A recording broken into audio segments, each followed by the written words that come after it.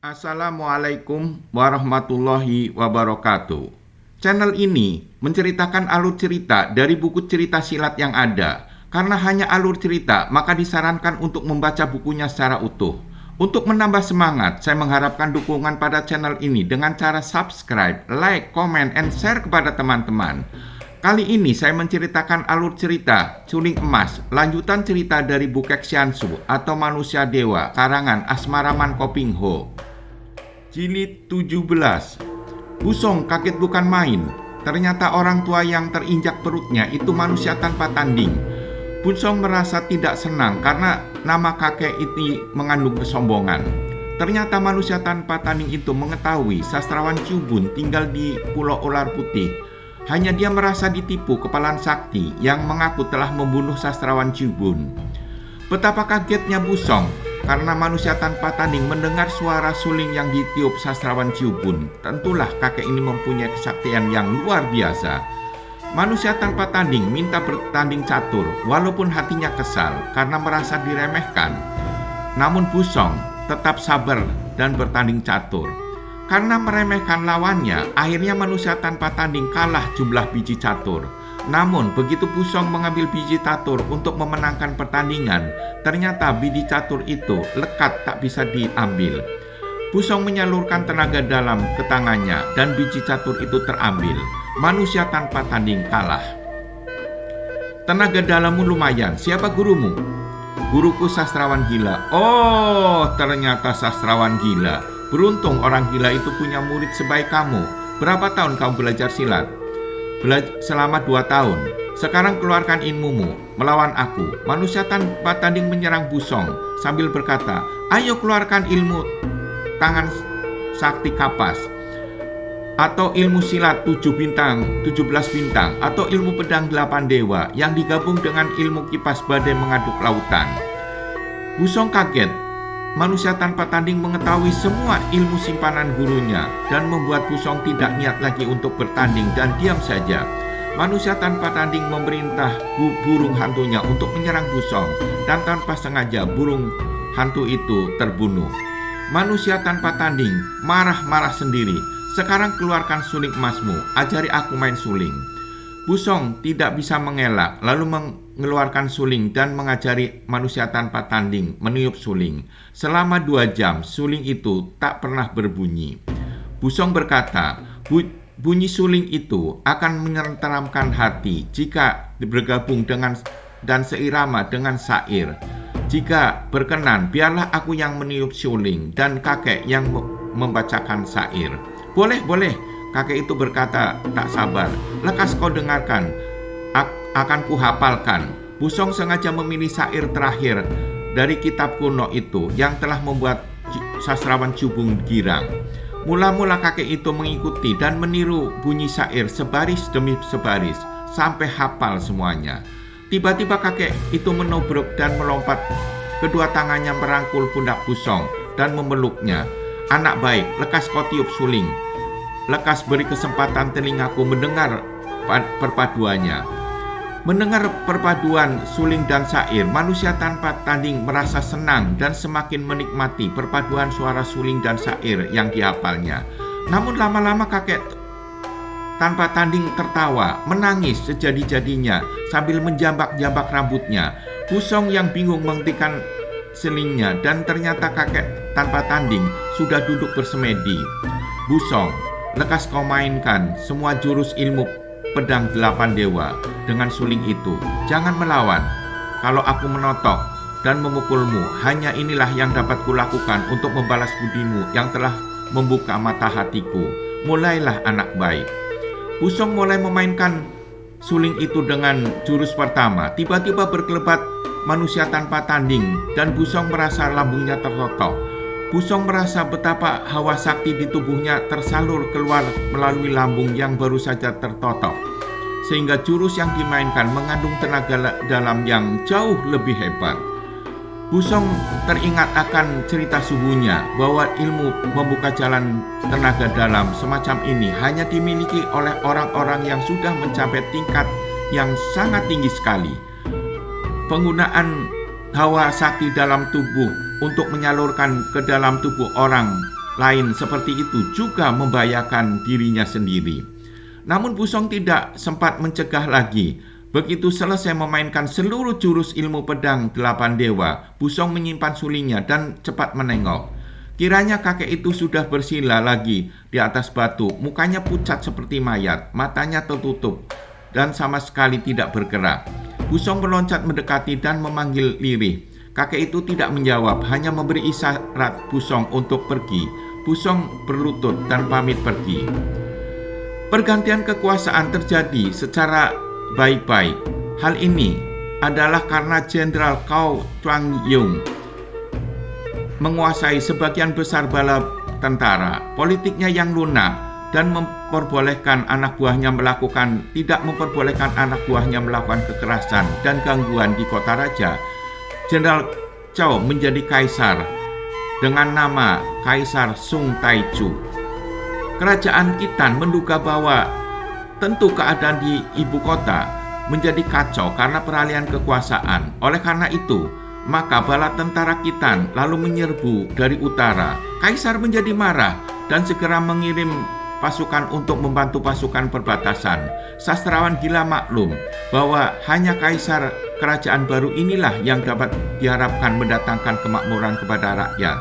Maka dengan rela hati dia mengulurkan bantuannya dan berangkatlah sastrawan gila dengan barisan tentara kerajaan Sung ke utara untuk melawan penyerbuan bangsa Khitan. Ketika barisan besar dari kerajaan Sung baru saja melewati pergunungan Taihangsan di sebelah selatan Peking, tiba-tiba muncullah pasukan Khitan dari segala jurusan dan terjadilah perang hebat di sekitar lereng pegunungan Taihangsan. Perang itu berlangsung dengan seru dan baru berakhir setelah matahari terbenam. Para panglima kerajaan Sung memerintahkan pasukan untuk mundur ke balik puncak Taihangsan dan membuat perkemahan besar di lapangan terbuka sehingga tidak memungkinkan pihak musuh untuk melakukan penyerbuan serentak. Pada saat pasukan berjaga-jaga perkemahan, pada bendera utama pasukan terdapat tantangan dari kepalan sakti untuk sastrawan gila. Dengan seizin Panglima Pang, sastrawan gila pergi ke puncak Taihangsan. Dengan ilmu lari cepatnya, sastrawan gila mendaki puncak gunung Taihangsan. Dalam perjalanannya, sastrawan gila bertemu dengan pelukis aneh yang biasa dipanggil Paman Tuagan. Paman Tuagan menyarankan agar sastrawan gila tidak datang dalam pertantangan ini karena si penantang telah mengumpulkan orang-orang untuk mengeroyoknya. Sastrawan gila mengucapkan terima kasih dan melanjutkan perjalanannya. Sesampainya di puncak Taihangsan, terdapat bagian yang rata ditumbuhi rumput, dan di belakang pohon di sekitar lapangan itu muncul 4 orang yang bergerak cepat menghampirinya. Paling depan kepalan sakti, orang kedua Dewa Lucia berlengan selaksa, orang ketiga Raja Pengemis Pao, dan Laukiat, murid Dewa Lucia. Sasaran gila sama sekali tidak merasa gentar. Memang diakui bahwa pengeroyokan ini akan jauh lebih berat ketika ia dikeroyok oleh Dewa Lucia, Raja Pengemis Pao, dan Mai Tai Kun dahulu. Siapa duga kepalan sakti Cao Paong yang dahulu terkenal sebagai seorang patriot sejati kini menjadi seorang pengkhianat yang bersekutu dengan orang Khitan, berlaku curang, menggunakan orang Hui Topang membunuh keponakannya sendiri. Ternyata kepalan sakti akan mendirikan kerajaan Tang dengan bersekutu dengan Khitan. Kepalan sakti mengajak sastrawan gila bergabung dan melupakan semua kejadian yang telah berlalu. Sastrawan gila tertawa dan menolak semuanya. Kepalan sakti marah dan menerjang sastrawan gila dengan kedua tongkatnya secara dahsyat. Kemudian Dewa Lucia menerjang maju dengan cambuk hitamnya. Disusul Raja Pengemis menggunakan sebatang tongkat pengemis dan Laukiat, murid Dewa Lucia, dengan menggunakan toya. Sastrawan gila benar-benar seorang pendekar sakti. 4 orang lawannya adalah orang-orang yang luar biasa, ahli-ahli ilmu silat yang sudah mencapai tingkat tinggi. Namun sampai sejam lebih mereka bertempur, belum juga 4 orang ini dapat merobohkan sastrawan gila. Laukiat bersiul keras dan dari dalam hutan muncul 12 orang Khitan yang bertubuh tinggi besar. Mereka datang membawa sebuah jala ikan. Jala itu terbuat dari bahan yang kuat sekali, tidak putus oleh sabetan senjata tajam. Di bawahnya terdapat banyak kaitan berbentuk pancing, sehingga seorang tertutup jala, betapapun saktinya, akan sukar baginya untuk lolos. Karena makin keras dia bergerak, memberontak, maka makin banyak pula kaitan-kaitan kecil berbentuk pancing yang menancap di tubuhnya. Selagi 12 orang itu mempersiapkan jala dan mengatur kedudukan, datanglah Paman Tuagan menyerang 12 orang penerbang jala.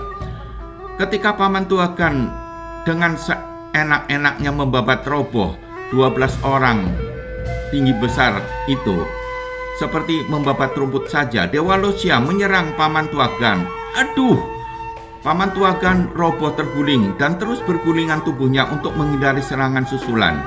Sambil bergulingan, Paman Tuagan muntahkan darah segar, tanda bahwa hantaman pada pundaknya telah mengakibatkan luka dalam yang sangat parah. Melihat keadaan ini, sastrawan gila menyerang Dewa Loggia sambil mengirimkan tusukan dengan pedang ke arah punggung kakek raksasa itu.